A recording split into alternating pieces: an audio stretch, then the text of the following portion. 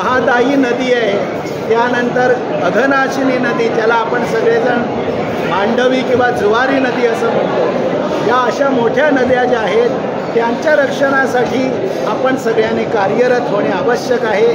त्यासाठीचा प्रयत्न जो आहे हा ऋषीमुनींनी पूर्वीपासूनच हा नदीच्या तीरी, नदीच्या काठी हा विधी करण्यास सांगितलेला आहे।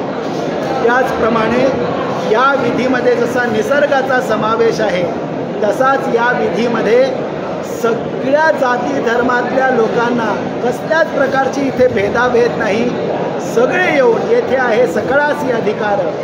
हिंदू समाज प्रामुख्याने सगळ्या जाती पातींचा सगळा विषय बाजूला टाकून इथे विधी करत असतो। भविष्यात स्पिरिच्युअल टुरिझम श्रावणी विधी खातीर एक पर्यटक गोंयांत येतले आणि भर पावसात टुरिझम वाडटलो म्हणून स्वामीजी मुखार उलयलो।